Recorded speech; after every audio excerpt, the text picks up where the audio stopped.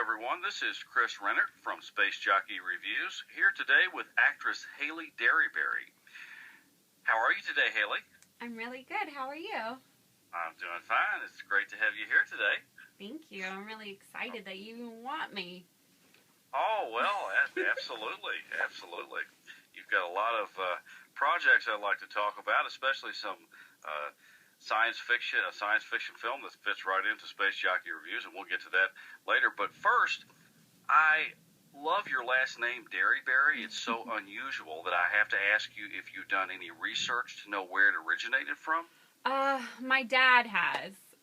My dad has a whole folder that he's been putting together for years about the Derryberry name. I think originally it comes from Ireland, and then it might have some traces as far back as the Black Forest as well, so some Germanic roots. Yes. But yeah, it is a very uncommon name, and I've run into some people with the same name, and it's like we're in a sorority or something. It's like, oh, you're one of the Derryberries, the very few out there. So that's always cool. Okay, great. Well, I had to ask you about your name because it's just so unusual. I really like it. And I've researched my own name. It came from Germany. So, okay, next I'll ask the question I ask everyone, but it always has a very interesting and unique answer. How did you get into acting, Hayley? Well, I started acting in church first when I was younger. I grew up in Tennessee in a really small town with not a lot of community theater or professional theater programs. So I started acting in church and then in school as soon as it was possible for me, and then in college, and then decided to do it professionally. I think when I was a kid, I wanted to be an actor just because, my family always loved movies. We watched a lot of movies, and every time I'd watch a movie, I always wanted to be whatever. Like if it was Indiana Jones, I wanted to be an archaeologist, or I wanted to be a doctor, or I wanted to be a scientist. And then I think I decided one day the only way I could be all those things is to be an actor. And so from that point on, I always wanted to do it. And it was a bit surprising to my family because I'm pretty shy. I come from a really big family with lots of brothers and sisters, and so when I started getting up on stage and doing crazy things, it was just so out of character. They couldn't believe it.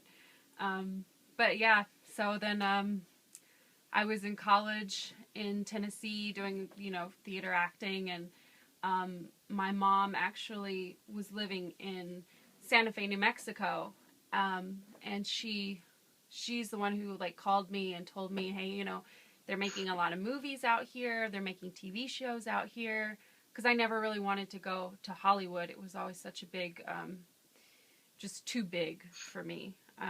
And so she was like, why don't you come out here, just try it for a year, try it out. See if you can get involved with some of the filmmaking. And so then that's when I moved out there, and 1 year ended up turning into, I think, 4 years I spent in New Mexico. And that's when I really started professionally acting. Okay. Right. And now I'm in LA doing the regular old acting thing. So. Well, great. Who are your influences or role models? Mostly people I've met who you probably wouldn't know, who I've just met them and seen them go after what they want and achieve what they want against all odds. People in my family who kind of broke out of the norm,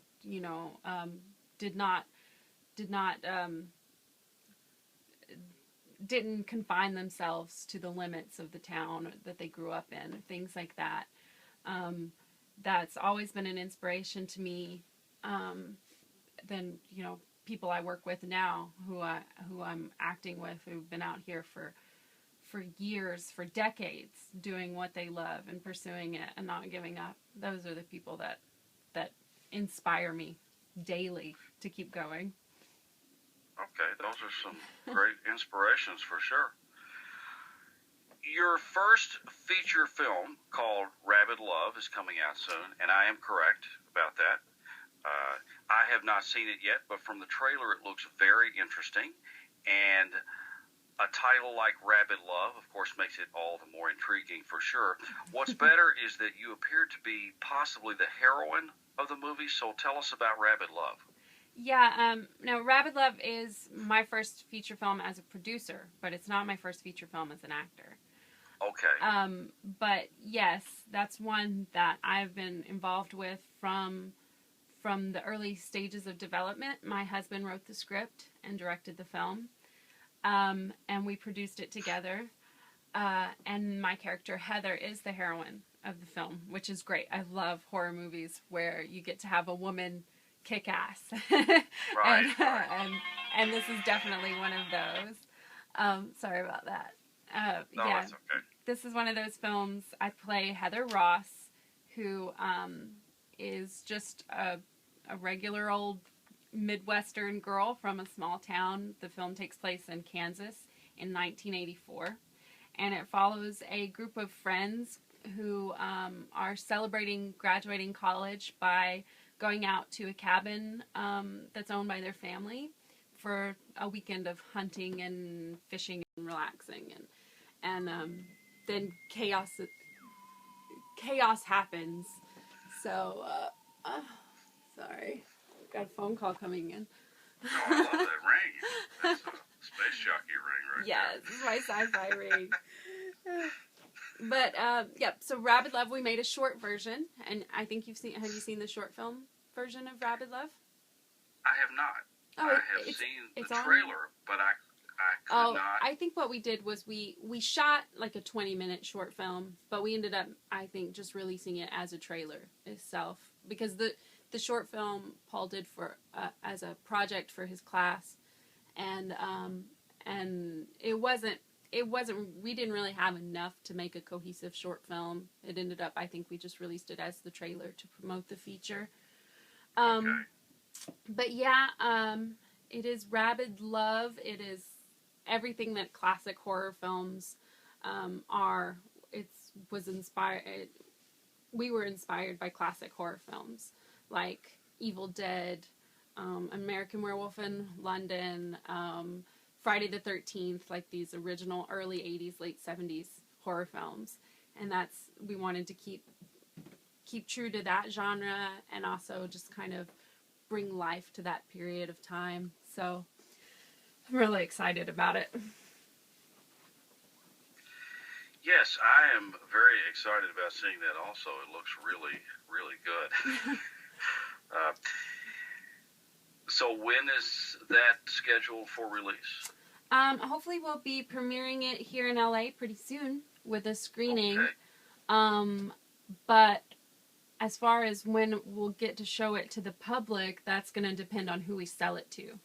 At this point, it's in the very final stages of being polished and prepared with music and video quality and stuff. And then we're going to be showing that to potential distributors. And then, so it'll depend. It might have a theatrical release. It would probably be pretty, not very broadly released. Maybe some film festivals. And then it'll probably be on DVD or video on demand, iTunes, stuff like that. We will have it. We have it at a couple film festivals already. It's going to be at AMFM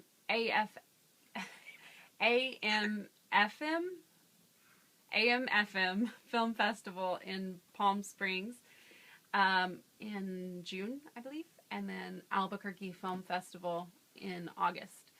So it'll be there, and hopefully maybe some horror film festivals as well. Okay, and you will, of course, keep Space Jockey Reviews updated on all of the progress and everything, because we will certainly be covering that. Yes, definitely.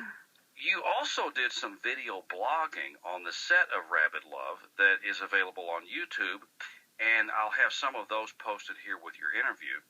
How many episodes did you do for that, and do you plan on doing this for more of your films in the future? I think we did 4 episodes that I just shot on my phone while we were in Kansas, and I uploaded them straight to YouTube. I didn't even do any editing on those. But I definitely plan to do more behind the scenes. On every project, we're going to have a camera rolling all the time because it's so much more fun to have that. Yes, I recently did behind-the-scenes filming and photography for a movie being filmed in Louisville, and afterwards they were also very appreciative of it, and so it really makes a difference. And I have enjoyed watching the blogging you did for that on YouTube so far. And so again, look for those, everyone, in this interview. I will put some of those right here for you. You've also starred in a science fiction short film called Blüm that you said was also your idea. Am I right? Yeah, I came up with the initial idea for the story, and then Paul wrote the script. Okay. I did watch this several times because I really like it. It's a film about one of my favorite sci-fi subjects, androids, and it relates to the always interesting idea of androids desiring to be human. Or so that's the way I perceived it. In the movie, you did an excellent job of playing an android carrying out a facade of things being normal when they aren't in order to survive as long as possible. Or, again, that's the way I perceived it. Not only is Blüm an outstanding film, it's also most impressive that it was written, shot, and edited in a single weekend, or so I read. Yeah. It even won an award at the 2011 National Film Challenge. So tell us about your experiences working on Blüm, how you came up with the idea, and how you pulled off such a great film in such short time. Yeah, we have worked a few times on the National Film Challenge, and they are also affiliated with the 48-Hour Film Challenge. And they're basically the same thing. It's a timed filmmaking competition. Both of them, the only difference is with the 48-Hour Film Festival, it's more in person, it's city by city. The National Film Challenge, everyone works on the same weekend and everyone mails in their submissions. But, so the way these competitions work is they'll start usually on Friday night, and they'll give you a genre that your movie has to be, which is totally random. And then they'll have like a line of dialogue that has to be in the movie, a particular character that you need to include, and a prop that you have to use on camera. So I recommend these timed filmmaking competitions for anyone who's getting started in filmmaking. It's like boot camp. It just really gets you to do it, which I think is one of the hardest things that aspiring filmmakers have to overcome, is just the doing it. There's all this talking about it and planning it, but just the doing it. And this forces you to do it, to shoot it, to write it, to edit it all in one weekend, and then it's done. You have a finished product, which is great. So with Blüm, that was National Film Challenge, which I think is 3 days. They give you a little bit extra time for editing, and you have to mail it in. And we drew sci-fi, and we love sci-fi. I love sci-fi. It's like my favorite growing up. I just love sci-fi so much, and we're big fans of the Twilight Zone. And when I say we, I mean my husband and I. And that concept actually came from an episode of The Twilight Zone, season 1, episode 7, called The Lonely. And it was a story about I think a convicted murderer who lives on an asteroid, and then someone brings him a robot, and he has this robot companion, and then he gets a pardon, and he gets to go back home, but he can't carry his robot with him. He can't carry that much weight. So that is a story that stuck with me after seeing it for so long, and it was just this horrible, tragic tale of this. She's a woman. She happens to be a robot, but she's a woman, and her whole life, her whole reason for existence is just this one man, and to lose him, like, how does she go on? It makes me cry. It's such a sad concept. And so that that was something that I'd always had in the back of my brain. And so then when we got Blüm, that was what I kind of came to. It was like this woman who her whole reason for living is gone. Like her whole programming is to serve this one person, and he's gone. Like what happens then? So then we created this really just tragic little short film about her going about her daily routine and not understanding life and death. And so then it's kind of cool because the audience is slowly revealing as to what's going on. You don't really know what's going on at first. Some people didn't realize she was a robot at first, and so that was really great. I love Blüm. I'm very happy with the way it turned out. I loved playing the character. I think a lot of actors love playing these types of characters where you get to really play with non-human emotions. It's cool. Well, it's very interesting and a great coincidence. I also am a huge fan of The Twilight Zone. I have every episode on DVD, and that particular episode I am very familiar with it because it's one of my favorites also. I love it. And it's just exactly that concept of the android, the life of the android evoking the question about exactly what it takes to be a human and giving the android a sense of self-preservation, much like a human, and makes you question exactly, again, what is it to be a human. And so I really love that episode also. It's one of the most watched episodes I have. Oh, yeah. Yeah, I just actually, for our anniversary in November, I bought Paul the complete Twilight Zone on Blu-ray, and we've been watching those. We love them so much. Well, I got into it so early that it cost me a lot more, and it takes up a lot more space, because I started buying those when they were on, it was just 2 episodes per disc. Oh, wow. And it was like $20 a pop, so I paid a lot more. Yeah. No, it's crazy. We've got the whole season in just like a little thing like this, and that's every episode. It's crazy. Yeah. That's the way they do it now, but at that time, it takes up, I have a whole shelf now devoted to nothing but Twilight Zone because I have it that way. Oh, well. That's cool. You have to make more of a commitment to it. I like that. Right. I just, that was a show, I have to say this, that was a show when I was a kid. It came on at 11 o'clock, which was my bedtime. And I used to beg my parents to stay up just that extra half hour to watch The Twilight Zone. And again, this was also before they even had VCRs or anything. So you were either awake at the time to watch it live or else. Yeah. And so that brings back so many memories. I can sit and watch those shows and just feel like a kid again, really. Well, your parents are pretty lenient. I think my bedtime was 9 o'clock. Wow. Oh. You had it easy. Yeah, well, just being at 11 o'clock right before The Twilight Zone was just as bad as 9 o'clock for me. Yeah, I guess so. Because most of the time they didn't let me stay up. Yeah. So again, it's another question about Blüm, which I found really interesting about you and your acting in the film. Was there anything special you did to prepare yourself to play such a convincing android, especially in the scenes where you showed the android struggling with human emotions? I'm thinking of a particular scene where you show your character, Blüm 1.9, as she's called, going through a series of facial expressions and emotions, none of which she seems to be sure of.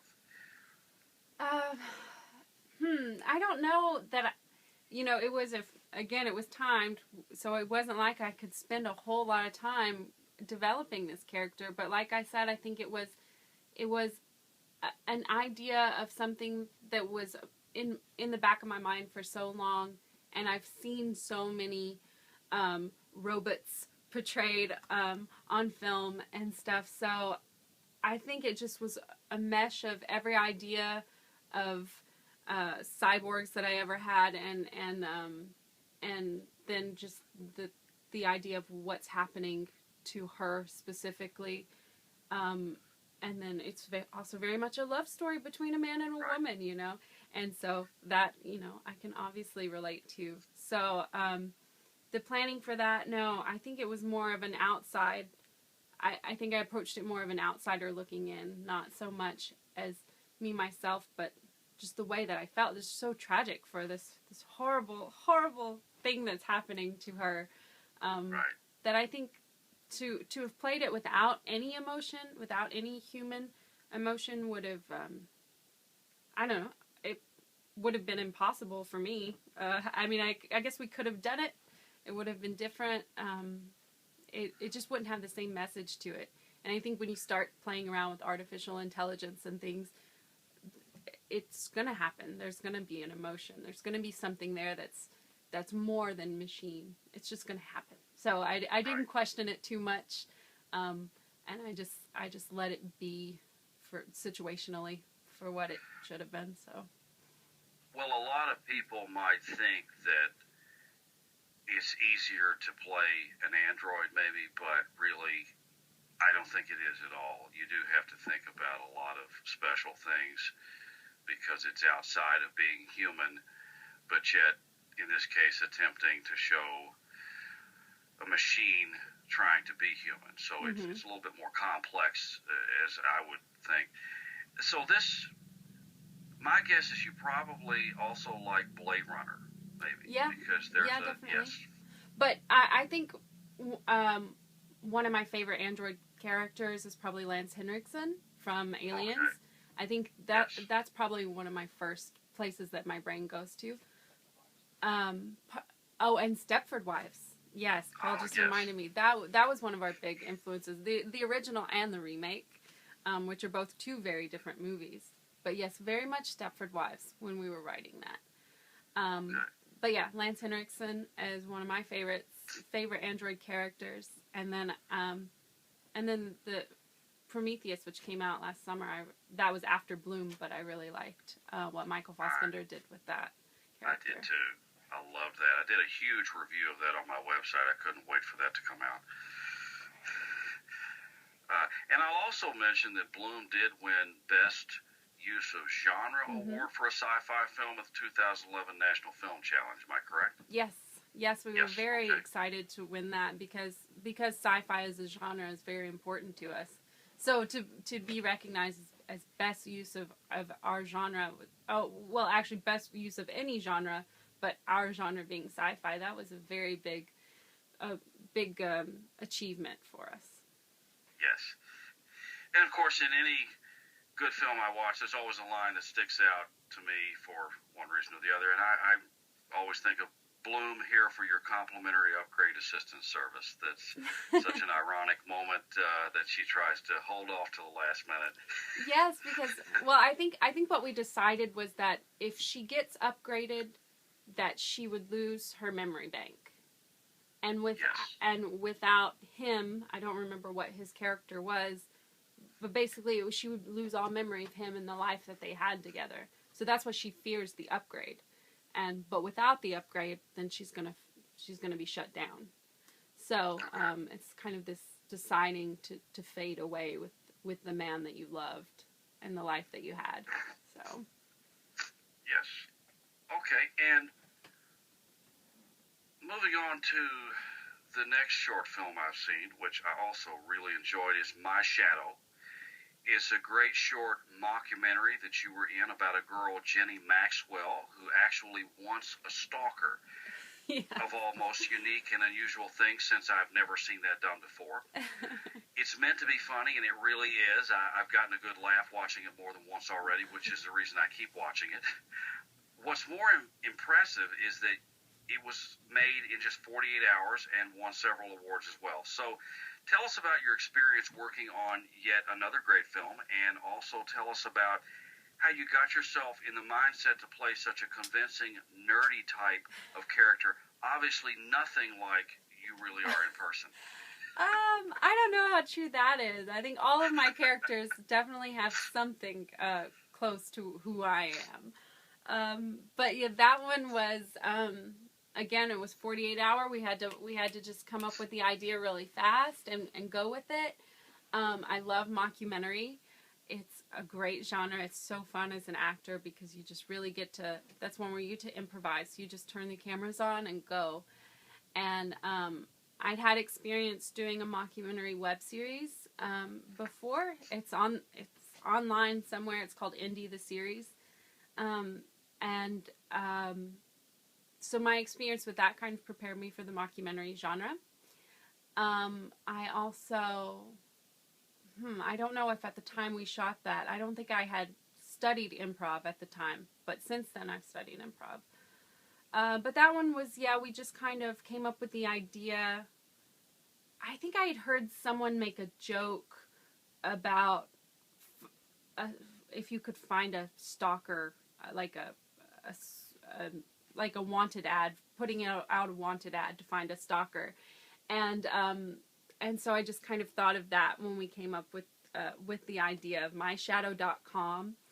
And then just, I think the other great character in that is Rob Blüm. He plays the CEO of My Shadow.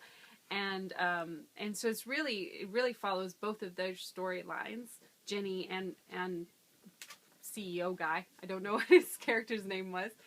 I think it was Terry Gordon. Yes. I believe. Yes. Correct. Terry Gordon. And he's a friend of ours who's a great actor, and he's a voiceover actor. He's got such a good voice. You really hear it. And he was in Blüm, too. He was the Blüm CEO in a little bit of a cameo there. So shooting that was, again, kind of a blur when you shoot for 48 hours. I think we shot it in one day, and then the next day was just the editing. Preparing for the character, I like to ground all of my characters with something physical, and so for that character, for Jenny, she was always uncomfortable. She was just always uncomfortable in her skin, and just really I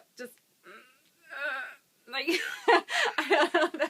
That's how I created that one, and I can relate. I am kind of a dork. I'm a bit of a geek, and so I definitely related with that.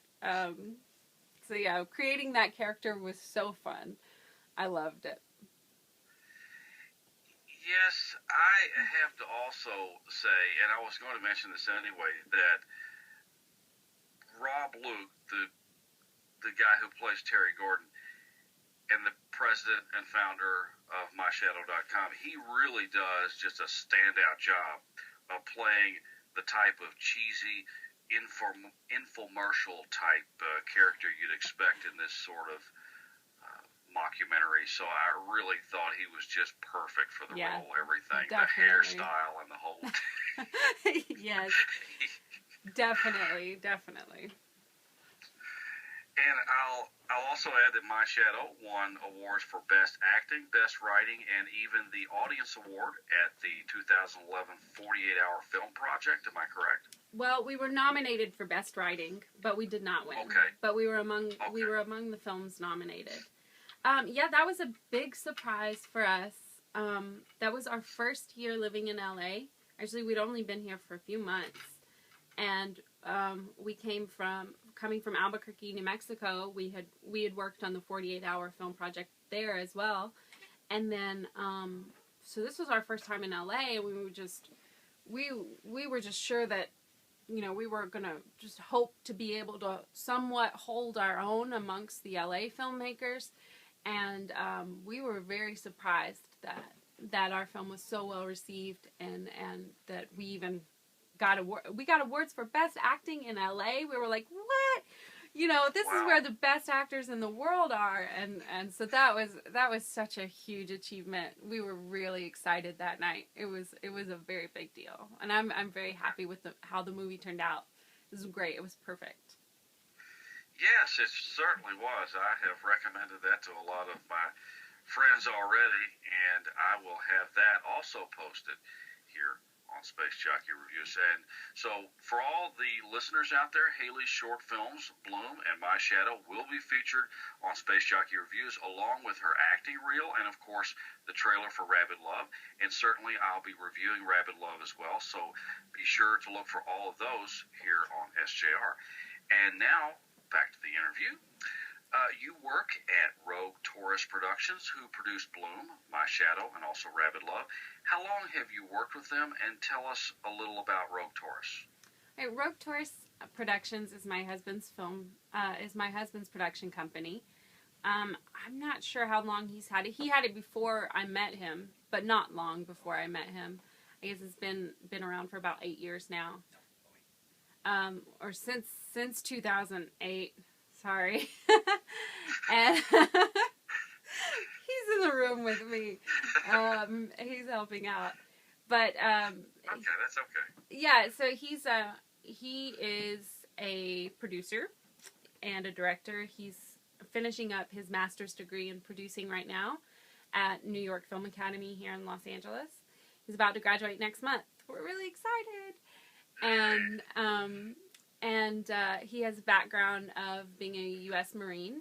He was in the Marine Corps for 13 years, and now he's a filmmaker, and he's great. He's like super disciplined, like you would expect a Marine to be, and bringing that into the filmmaking world, I think, is a beautiful combination, a recipe for success. So yeah, we've had a great time. We started doing a lot of short films, 48-hour films, National Film Challenge films, and Rabid Love is our first feature. And yeah, I think a lot of all of the films have some kind of Twilight Zone thing to them, because that's one of Paul's major influences is Twilight Zone. Even My Shadow, I don't know, it's a bit of a stretch. Maybe even My Shadow is a little bit of a Twilight Zone in the fact that it would take place in some other realm, not here. So it even has a little bit of Twilight Zone there. But yeah, and Rabid Love too. It's a horror, but it has a bit of a science fiction element to it. So yeah. Well, yeah, so that's it about Rogue Tourist. I guess I've been a part of Rogue Tourist for 4 years now. Yeah, I love it. It keeps me working, doing something other than just being an actor. I've been learning editing. I edited the rough draft for Rabid Love, and so I've been doing a lot of editing. I'm editing the behind the scenes, which is a whole nother ball game, putting together something documentary where you just have so much footage and no script to go by. So that's something in its own right. And yeah, that's Rogue Tourist, I guess. Okay, that's a lot of good information. I see that you also have your own YouTube channel, Hayley Bells TV. It's HAYLZBELLZ TV. Mm-hmm. I've watched some of your videos there already, and you do a great job of talking about your favorite TV shows. Great stuff, indeed. Tell us more about Hayley Bells TV. When did you start it, and how often do you post new episodes? I haven't posted in quite a while. Actually, since we shot Rabid Love, I don't think I've posted. I started it up because I love TV. I love TV shows. I have been, a couch potato since I was a kid. I love watching TV. So I wanted to start video blogging. I was inspired by some friends of mine who video blog. So I started blogging about TV shows, new stuff that was on, and I liked it, but I think the reason I haven't continued it was because out here in LA, if you're gonna be, you can't. I don't know. It's hard to say. Like I didn't want to say anything bad about a TV show that might in the future actually want to hire me. So then it became like, oh well, I can't do bad reviews. I can only say good reviews, and then it just became more boring if I could only just say good things about shows and never say a downside. So it was like, oh, I don't know if I want to keep putting this out. It could potentially hurt me in job searching. And then luckily I've been busy enough doing feature films and doing comedy and stuff that I haven't had all that much free time to be devoting to Hayley Bells TV. But I might do another blog, maybe with a slightly different take. Something not quite TV reviews, maybe something else. We'll see. Okay. I've been thinking about blogging about my life as a hand model, but I don't know if it'll be very interesting.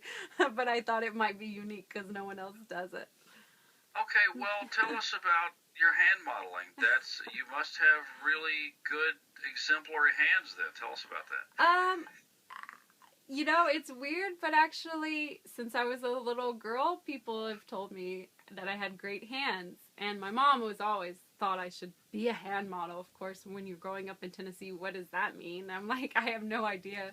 So since I've been out... So you were recognized early on as a hand model potential then? Yes, that's really weird, but yes.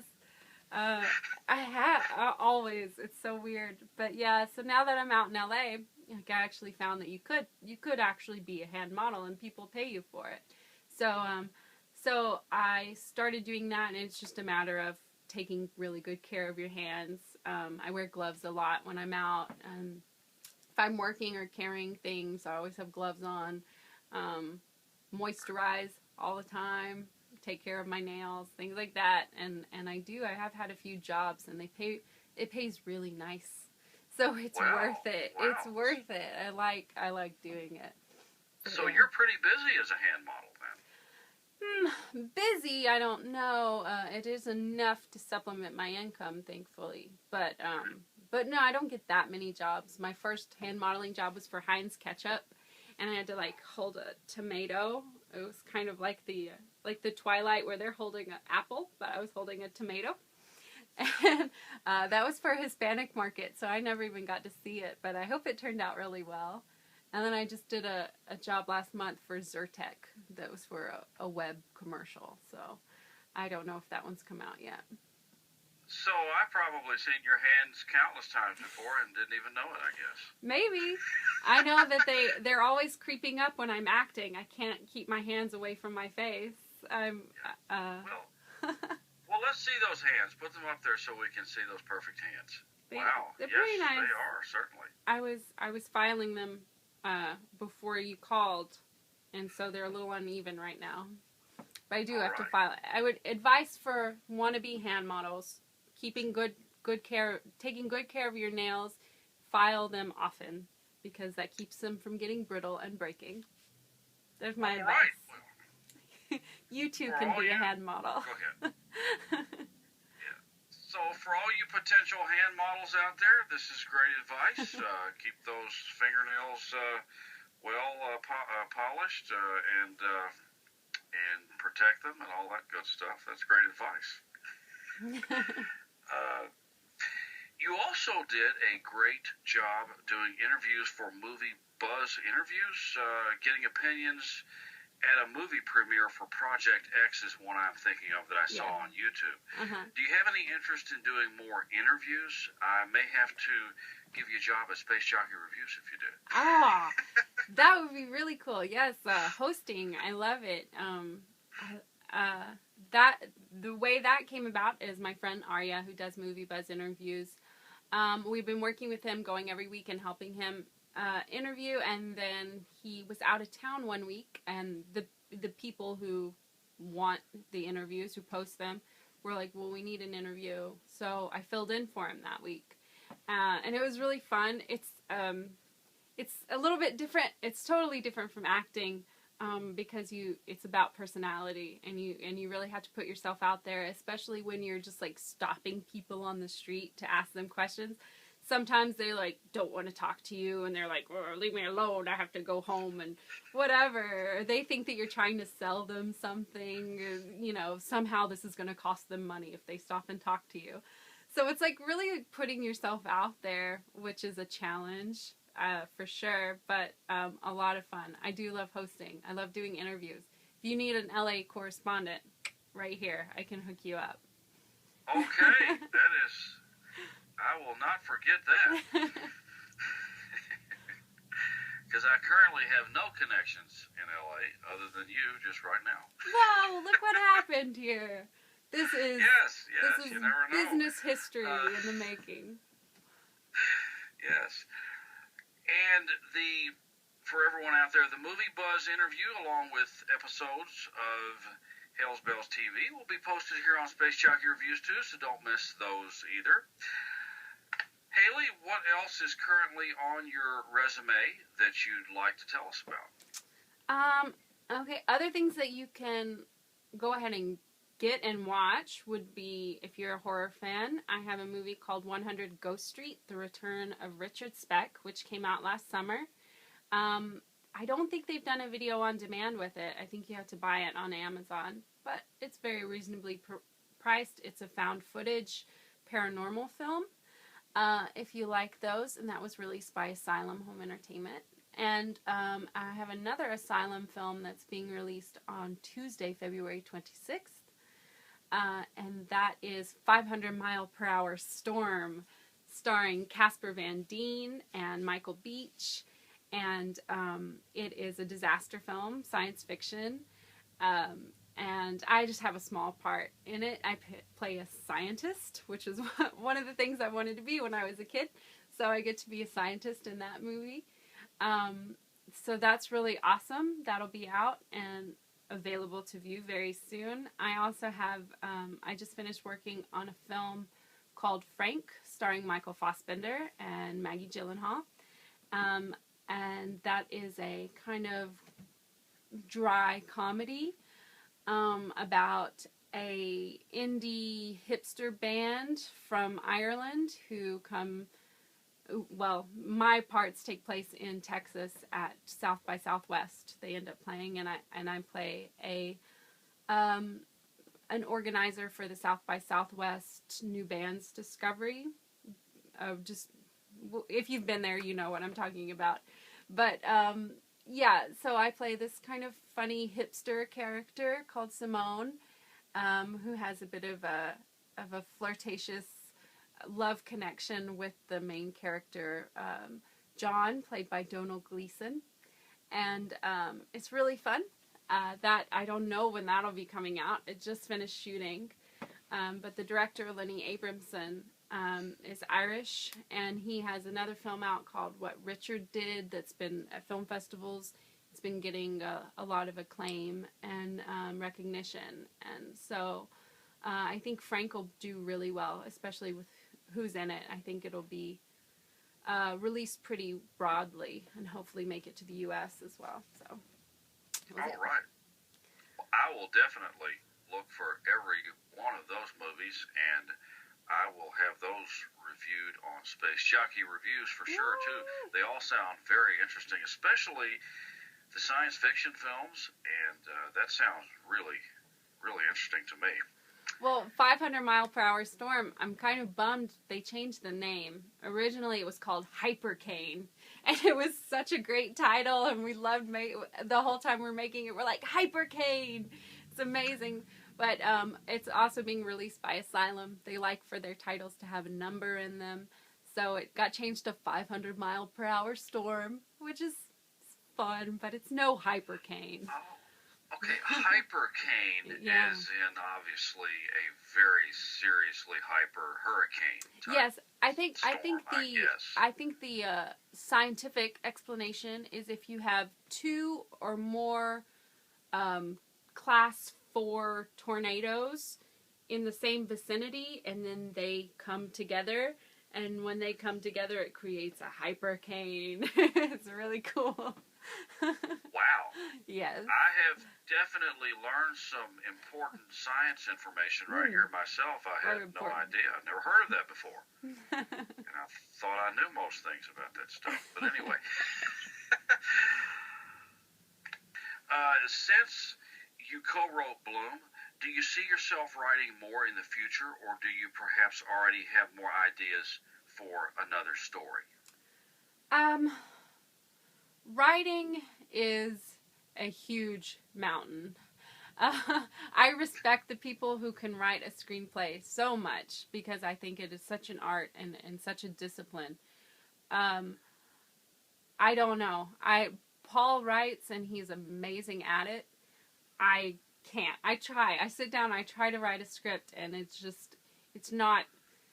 so hard. I would like to be able to. There are certainly some stories. I keep thinking of things that I'd like to write. I'm better at like writing a synopsis and then and then maybe working with someone to write a screenplay. I don't know if I'll ever be at the point where I could write one on my own, but who knows? I mean, maybe. My mom did, actually. My mom wrote a script, and it's awesome. Like, this great screenplay. It was just something, she's over 50, and it's just something that she had an idea to do, and rather than go out and try to get somebody else to write it, she wrote it herself, and she's already talking about selling it to someone to get them to make it.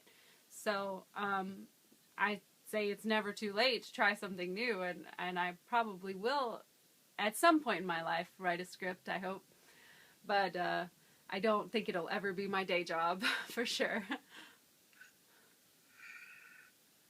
Okay, and what else is in the future for you? Are there any other big plans or new projects on the radar down the road here?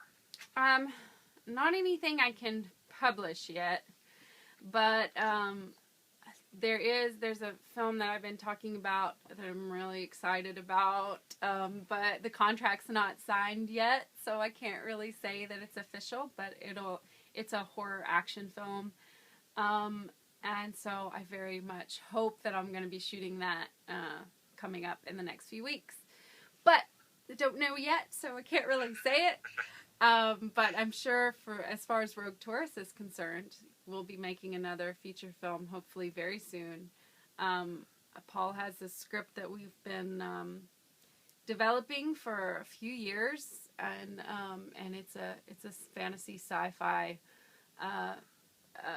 thriller, and a little bit of horror to it too. It's difficult to sell because it's one of those cross-genre films, but it's a really cool story. I hope we'll be making that soon, but that's something that we need a bit of a bigger budget for, so we have to do a lot of pre-selling and stuff for that. So okay, but that's called Dark Desert, and hopefully we'll be releasing that soon. Well, we'll be looking for that also for sure. I also noticed in looking at your bio on your website, HayleyDerryberry.workbooklive.com, that you are fluent in German, and being able to speak another language is always a great asset as an actor, of course. Have you used the German language or perhaps an accent in any of your projects so far, or do you have any plans for it? I have.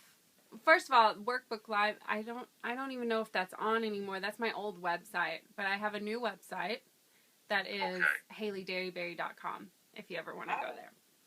Okay, I will look for that. Yeah, and I actually just updated it today. I built that myself. Web designing, one of my new things that I'm learning. But yeah, German speaking, yes. I studied German in high school, and I was a foreign exchange student in Germany in 2003, 2004. And I love the German culture and the German language. I did get to work on a German film a few years ago called Friendship, and it wasn't released in the U.S. But it was, I think when it was released, probably like 2007 or 8, it was like the highest grossing German film at the time. It was a big deal. And I worked on that behind the scenes. It was shot in Albuquerque, New Mexico, and I was a PA on that, and I was the assistant to the cast. And I got that job because I spoke German and because our main cast were German. So working on that was great. I love working with European film crews. They're so much fun. It's just very different from the LA style of making movies. So that I worked on. I ended up working on a project for German History Channel that was a reenactment of the Roswell alien landing incident, the Roswell incident, and we shot that also in White Sands, New Mexico. And then I did a movie with a really low budget horror film where I played kind of a Nazi, neo-Nazi zombie zombie creator, one who makes zombies, I guess. That was a lot of fun to work on. But I haven't played a German character, even the neo-Nazi one. She was American, with German parents and stuff. So I haven't played a German character. I would definitely do it if offered. The German accent's really hard. Speaking German is one thing. Doing the German accent is difficult. I think doing a slapstick German accent's pretty easy. Like if you're going to be doing something like, oh yes, I see that you are happening here. I don't know. If I don't have a script, I can't do anything. But yeah, doing those slapstick German accents are pretty easy. But most Germans that you speak to have a very subtle accent. Most of them have been learning English since they were young, and so it's a very hard accent to nail, I think. Yes. I should work on it more, though, but speaking German to me is much easier than speaking English with a German accent. Totally different. Yes. But I'd love to work in German film more. I'd like to work overseas and work on more German projects. I like the way that they shoot, and I like the way that they act. It's a different kind of acting, and I'd like to do more over there for sure. Okay. I speak French fairly well. I can speak with a French accent also. But can you speak a little German for us, Hayley? Perhaps say something great about Space Jockey Reviews, and maybe I can use it for a soundbite on Space Jockey Reviews. Let's see. What should I say about Space Jockey? I don't know how to translate Space Jockey. That would just be Space Jockey Reviews with a German accent, and then whatever else. Okay, how about... How about Space Jockey... Hold on, let me change gears. Okay. Space Jockey Reviews ist der absolut Hammer. Ja. All right, that sounds good. And translate that for me, please. Literally translated, it means Space Jockey Reviews is the absolute hammer. But in German, that's a very positive phrase, and it means it's really cool. So. That's good enough for me. Is there anything else you'd like to add? This is your chance to talk about anything I haven't asked. I don't know. Oh.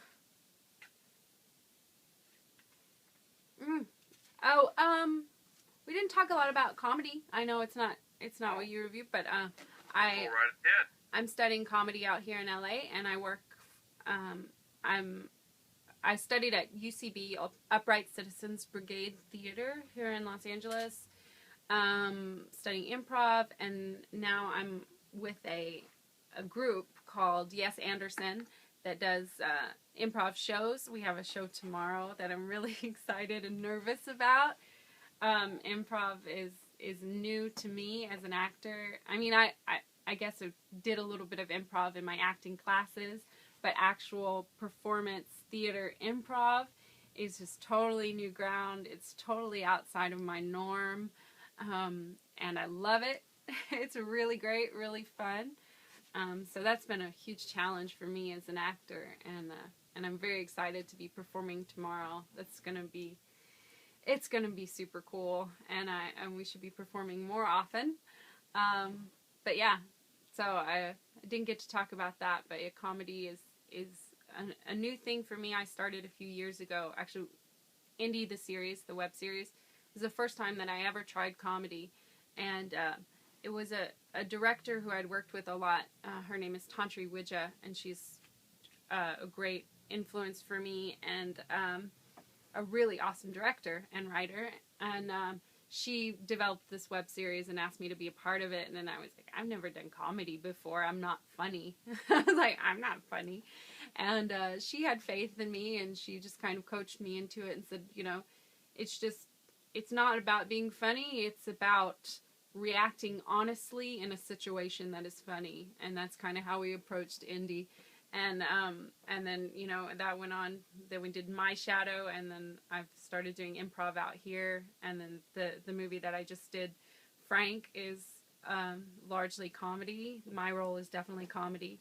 So I've really, really enjoyed it, and I'm excited to see where else that takes me in the future. Because I think pretty much every genre you're working in, it helps to have a little bit of comedy, and almost all of them do. I mean, sci-fi, horror almost always have comedy to it. So having that in your back pocket, I think, is an important tool for an actor. So I'm really excited about that. Okay. Well, that's not all. I also have what I call 5 random questions that have nothing to do with acting, designed to get to know you better personally. So here they are. Okay. If you could go anywhere in the world you've never been before, or even anywhere in the universe, since this is Space Jockey Reviews, where would you go and why? Anywhere in the universe. Well, you might only get that question on Space Jockey Reviews. Well, I would really like to go to Brazil. I had a friend in high school who was from Brazil. She was an exchange student. She inspired me to be an exchange student. But I've never gotten to go and visit her. And everyone I met from Brazil are just amazing people. Really loving, outgoing, super, just full of heart, soulful people. And I would love to go and visit. That's kind of a dream vacation, but who knows if I'll ever get to. With all my family so spread out, anytime I have to travel, it's usually visiting family. But if I could go to Brazil, that would be an awesome vacation. Yes, I agree. If you prepared your favorite food for a special guest, what would be on the menu? I love baking. Baking's probably my favorite. I love baking cookies. I almost always bake chocolate chip cookies, but I've been experimenting with other kinds of cookies. I made some coconut cream pinwheels or something. Oh, they were delicious. I made them for a picnic. So dessert would be the most fun, but what else would I make? I like salmon. I like grilled salmon. I made grilled salmon for a friend who came over a couple days ago. I like asparagus. Pretty much anything that you can just kind of put in foil and then put it in the oven and let it just kind of cook for a long time. Turkey. Sure, any of those things always turn out great, and they're fun to make and easy to make. And I like making asparagus, carrots, all those yummy vegetables. I don't know. Caesar salad. I like. You are quite a chef. Your husband is very lucky, actually, to have such a talented cook. Yeah. If you could travel back in time and interview a famous person from the past, who would it be and why? First person that comes to mind is Freddie Mercury. My husband and I are big Queen fans. I don't know if you've seen pictures. There's some pictures on my personal Facebook from Halloween where my husband dressed as Freddie Mercury and I dressed as David Bowie, and we went to karaoke, and that was a lot of fun. We sang Under Pressure together. Okay. So yeah, Freddie Mercury. Gosh, I wish I could have been alive the same time as him. I mean, I guess I was, but I was very little, so I didn't get to appreciate it. But yeah, he would have been a really awesome person to be in the same room with, for sure. Okay. If you could play your favorite character in your favorite movie, what would be the movie and the character? Can it be a TV show? Sure. Okay, yes. Then I want to play Starbuck, please, from Battlestar Galactica. Okay. That would be my dream role. Can we just go back, shoot the whole series again, and I will play Starbuck? No disrespect to Katie Sackhoff, because she's pretty awesome, but that would probably be like a dream come true, for sure. Okay. Okay. Do you think, this is a big question here, and this, you will be able to use your scientific knowledge and all your great love of science fiction to to think about this. Do you think there's life elsewhere in the universe? And if so, where? No, just kidding. You don't have to tell me where. You don't have to tell me where. I had to startle you just for a moment. Just whether it's out there or not, someplace, somewhere, anywhere at all. I'm going to say yes. I think it is very, very small-minded, short-sighted to think we're the only people in the universe. There's just no possible way. There has to be. There has to be. They may not be so advanced in technology that they can travel across universes, but there's got to be other life-supporting planets for sure. One of my favorite series is Doctor Who, so I'm like, wouldn't it be so cool? That's mine too. I have it's almost impossible to have all of the original episodes. There's just too many. But I have nearly all of them on DVD and all of the new stuff. I love that. Yes, absolutely. It's so cool. We have a lot in common.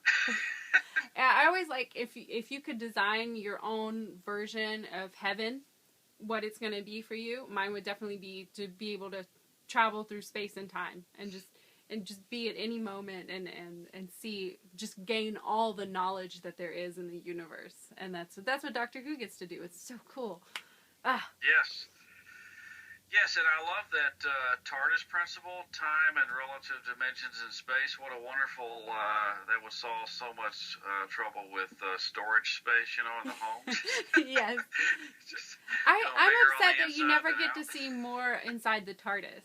Like, because it's got to be like a mansion in there, but we never get to see, like, the swimming pool and the library and all those places. I want to see those. Yes.